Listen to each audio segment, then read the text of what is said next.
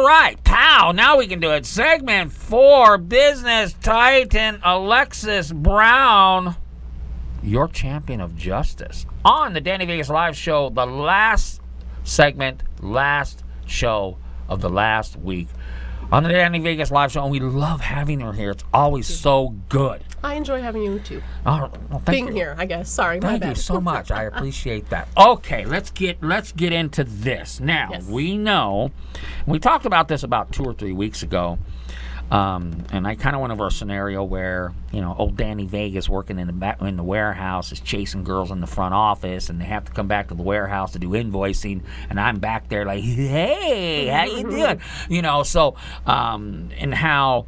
What do we do as business owners, yeah, right? but this time we're going to talk about business owners. We're going to talk about, okay, so here's a different scenario, Alexis Brown. Danny Vegas owns this successful janitorial company.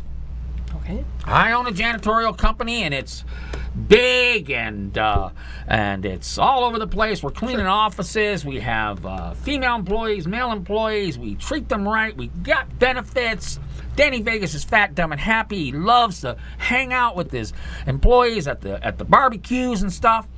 And he walks into the office one day, and there is the HR lady with a sexual harassment complaint by one of his female employees towards one of his, say, mid-supervisors. Someone under you. He's under me, but he's over her. Of course. Of course, we have learned it doesn't matter if she's over or under. It could be whatever the situation. The question is, here's the scenario. I have a sexual harassment procedure and policy in my company. Mm-hmm. As you should. I am serious about this. I have daughters. I have wives. I know what could happen out there. I have when everybody's hired, we have training. Of course. We have training. As you should. At this workplace, hey, what you do on the rest of the world's your own time, but you're on here, your eyes straight. Yep. And mind's forward. Correct. But here I got a complaint. It happens.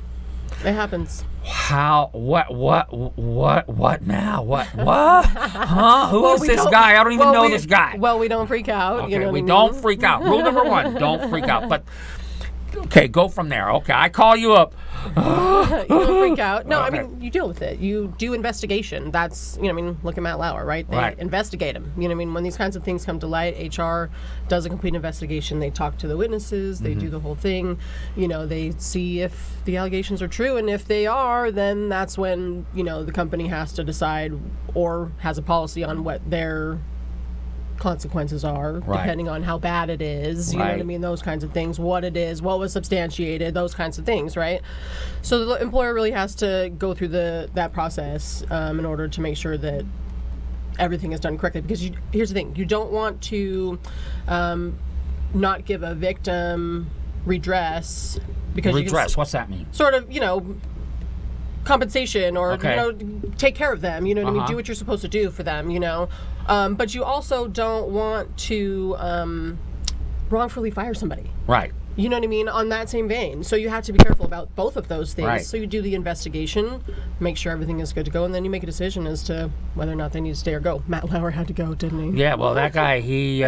But, the situation can be so confusing. Okay, of course. I'm sitting in my office, the H&R lady comes in, and she says, well, the lady that filed a complaint, she filed a complaint against this gentleman, but this gentleman says they went out a couple times and he thought they were dating. Now I'm like, what am I, the date judge? What am I now? I mean, and it could be like that. It can. I mean, and we had a whole segment on workplace relationships and all of that. You know what I mean? So yeah, it's definitely one of those situations where things can get dicey. But again, it's a matter of doing the investigation and seeing what comes out of it. Well, I think what is going to happen is most companies I don't care if you were dating, I don't care if you were engaged, man. This piece of paper says you're gone. Well, here's the thing: you can have a workplace policy on dating too. Oh yeah, you can. But who's going to listen to that? People do. I know. I mean, here's the thing: I know know that we had one at the big law firm that I worked at, and people tried their best to abide by it. I mean, of course, it's lawyers and the law firm, but at the same time, I mean, that's why you have them in place, though, because then as an employer, you can say, look, I had a policy on this. You weren't supposed to be doing this, That's right, because that's what I wanted to get to, because I can get into all these scenarios, but the question is, if my company, my janitorial company, Danny Vegas Janitorial Service, I did have a policy in place. I did have an investigation. I did have a procedure. I did have a policy. Obviously, we have to investigate. We found that maybe this gentleman did break it, or maybe they, were dating and they got into a fight, and now all of a sudden I got this. What's happening? Whatever the facts are, say they decided that it was enough to fire him. Right? Then they've done their best to mitigate their damages, which is essentially, they have taken action against this person who violated their policies, So that's what they've done, essentially what they need to do. So the big question is, Alexis Brown, is, am I still liable? Can I be sued by this young lady who's like, I work the graveyard shift and I clean these offices, and you stuck me with this predator guy, and it's made me uncomfortable. I'm scared. Now you fired him. Now I'm really scared. Am I liable? Well, there's sort of two aspects to that. I think the first is, what did the employer know?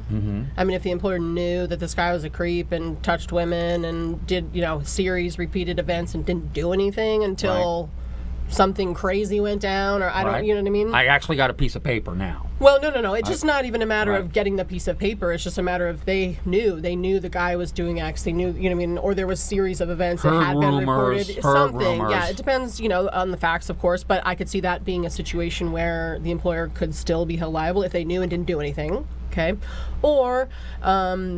Well, I mean, that's really the main one. I mean, if they didn't do anything, it's that's the problem. If they did what they, were supposed to, but per se as well, if it's a serious enough event, I mean, say it's, God forbid, a rape at a place like that. Right. You know what I mean? That is a serious enough event where there's still somebody has to. They're going to help out that victim. You know what I mean? I mean, as a business matter, they're going to, what I mean? But also legally, they owe them some things too, even though it's just one event. You know what I mean? It's still one of those things where, but let's also have insurance. Do you think the insurance, I should talk to insurance people, but is there a sexual harassment law? Can you get, I need a sexual harassment policy, because I know I got 5,000 employees out there, and I know someone's is gonna touch somebody wrong. I think it's covered under your errors and omissions insurance, I think, usually, you know what I mean? Or at least tender your defense, you know what I mean? Those kinds of things, legal defense is part of it, you know what I mean? So I think it's part of that. But what did we learn out of this? It doesn't matter. Like I said, it doesn't matter if it's one of your managers. No. It doesn't matter if it's the guy that you hired last week. You don't even know his name. Okay, if he is in a position where he's making women uncomfortable at work.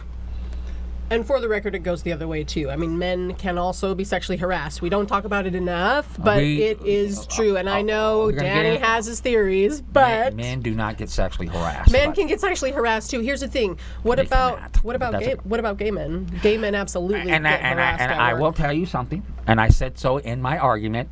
I don't know anything about that. I just know about the guys and the girl thing, okay? But you're right. If we want to go there... Transgender. If there are... Whatever your affections are for, you can be harassed because you of it. Can have someone above you that has the same persona, and they can use that power to gain affection from you.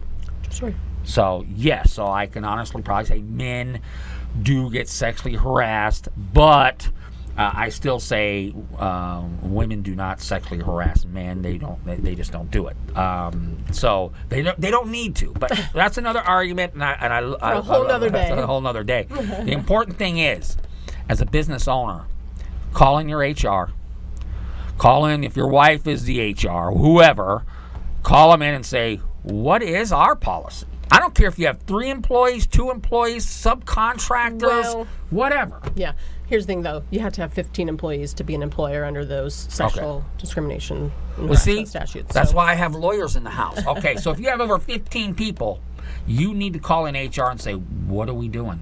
What happens if something happens? And if you are unprepared, you are going to get whacked. Because this is serious stuff now. All right, Danny, almost time to go.